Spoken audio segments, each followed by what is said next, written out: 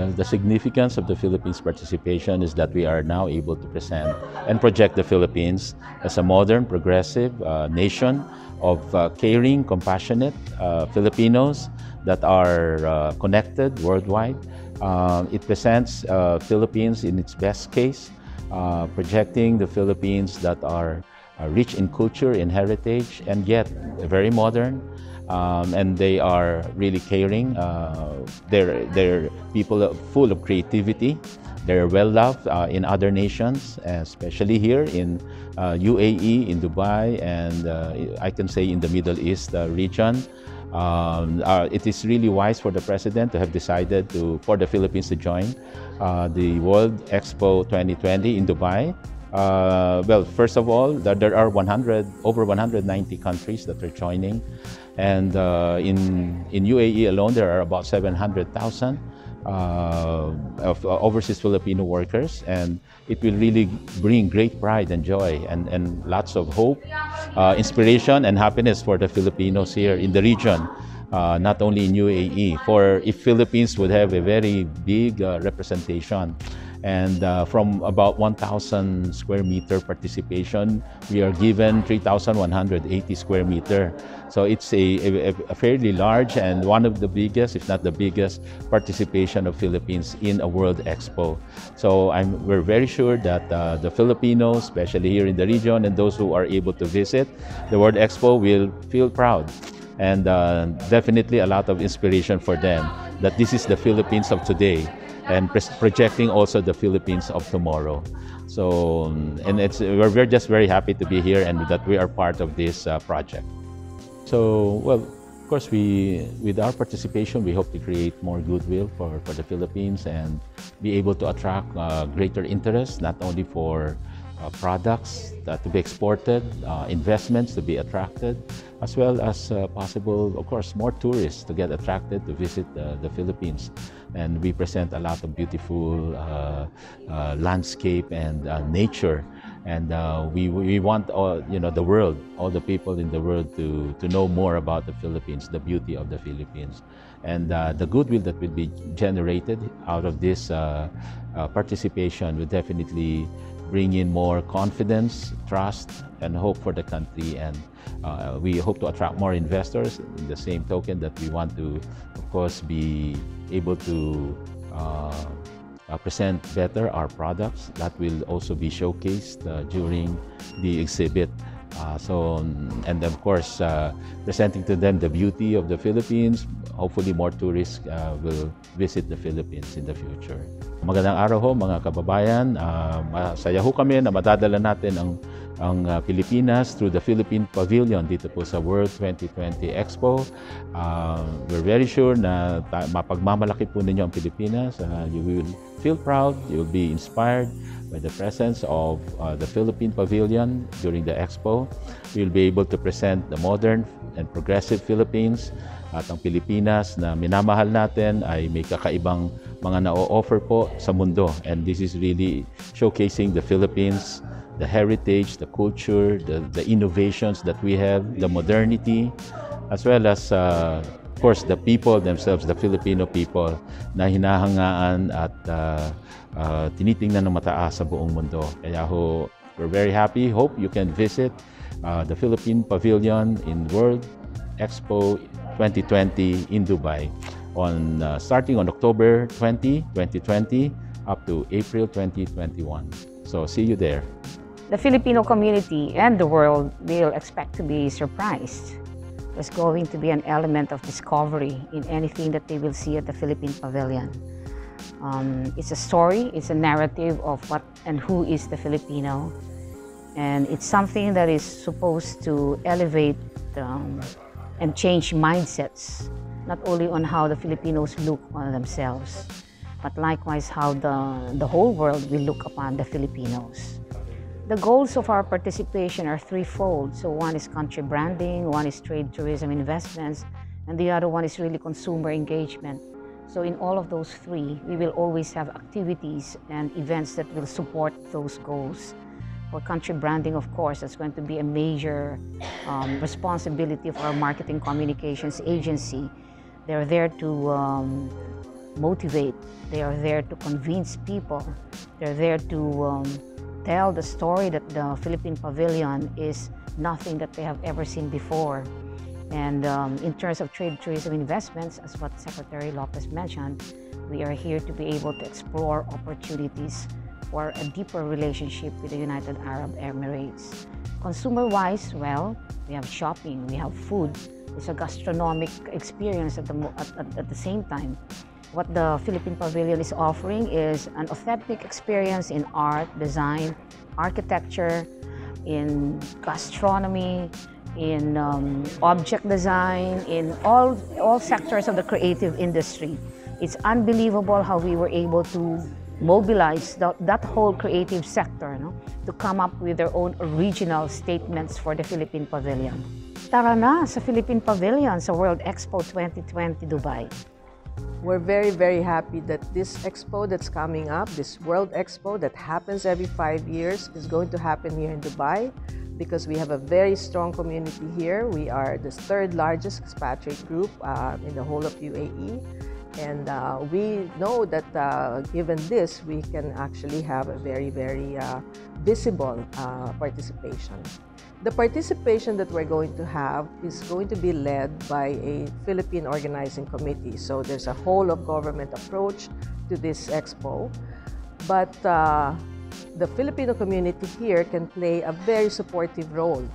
And that's what we are going to explain to the Filipinos here, that even if everything has been prepared already by the Philippine Organizing Committee back home, there are other things that we can do to reinforce the message, to elaborate on the, whatever could be done to highlight, the many things that are going to be presented and projected during the 6 months of the Expo. So to my kababayans here at United Arab Emirates, let's support this world's greatest show by visiting our Philippine Pavilion, taking selfies at the pavilion, just showcasing everything that you see and promoting the best in the Philippines and the best in the Filipinos. This is our chance to shine. This is a global stage that we're going to have, and that I hope that we will get ready for that. It takes some preparation on our part to really think of what are the unique things that we can do to support our Philippine participation in the Expo 2020. The very essence of what we're doing for Bangkota is to just reflect the real nature of the Philippines, which is, again, if you look at the nature of the Philippines, the people being warm, the people being very sensitive. We are very caring people. We go the extra mile. We are very, very, I would say, soulful. And I think that's one thing that the Philippines is presenting and amplifying in this Bangkota Pavilion. Not just the people. This is, again, all about nature. And again, if we can showcase the beauty of our beautiful islands, our materials, our skills, and most of all, the way we're presenting the people here is the creativity of the Filipinos. And this is something that we are really highlighting. So this is a mixture of many creative minds. It is about collaboration. It is the modern bayanihan of the Filipinos, collaborating globally. Again, this is to show the world that we have something to offer. We have a gift to the world. And this is something that I also believe is important to define the identity, the dignity, and the honor of the Filipinos.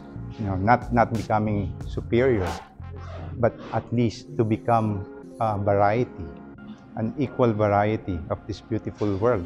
So that's the way I see Bangkota equalizing the variety of humanity.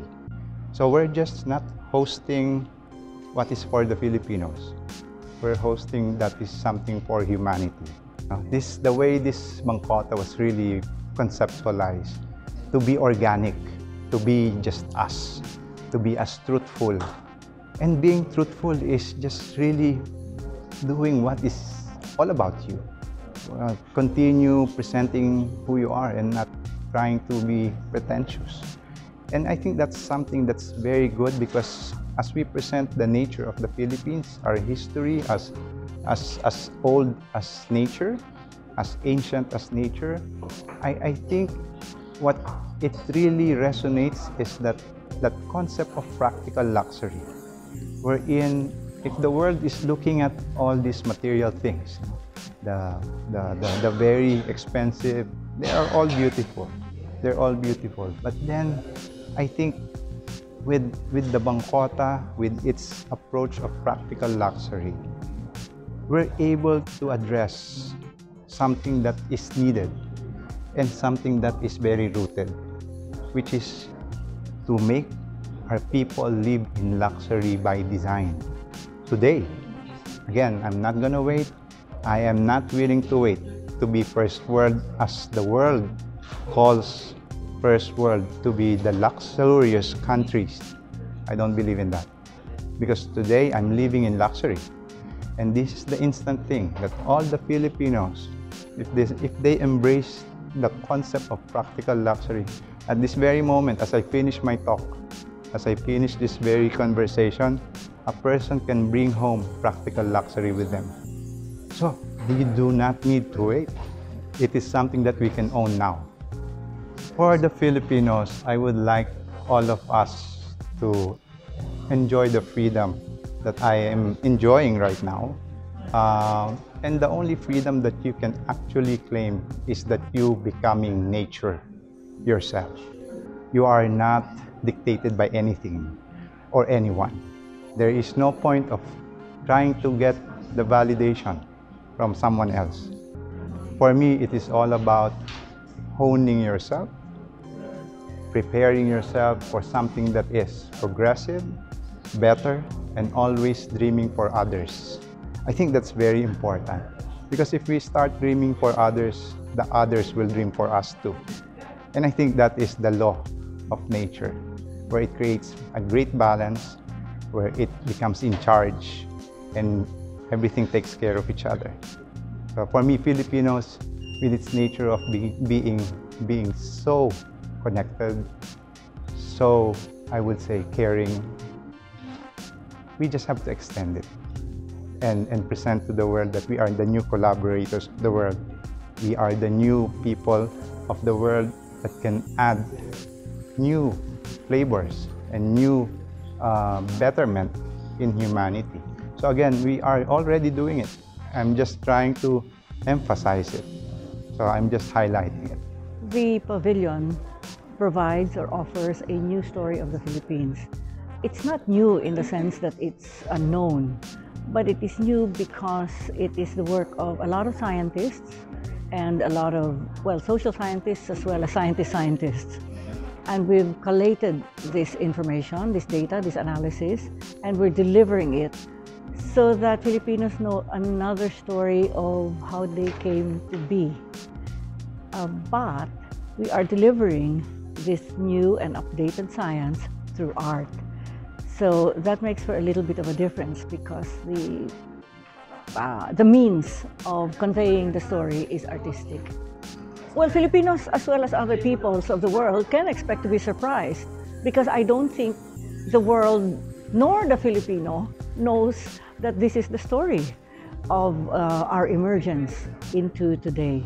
So they'll see a totally interconnected people. This is actually an excellent platform for the Filipinos, because the whole Expo is actually about connectivity. And we obviously are among the most connected, if not the most connected people on earth. So, great platform.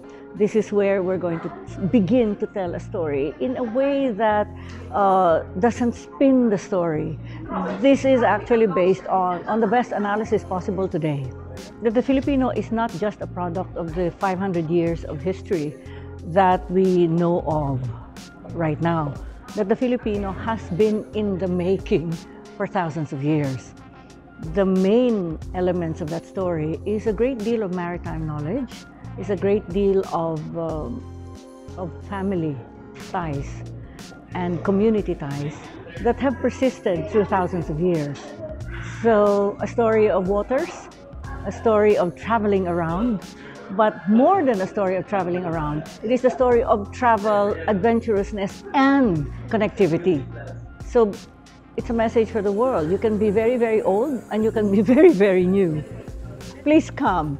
This is a story that you haven't heard of about the Philippines. Please come and be surprised. Please come and learn what scientists have been telling us for a very long time already. This is time for a reset of our minds about who we are.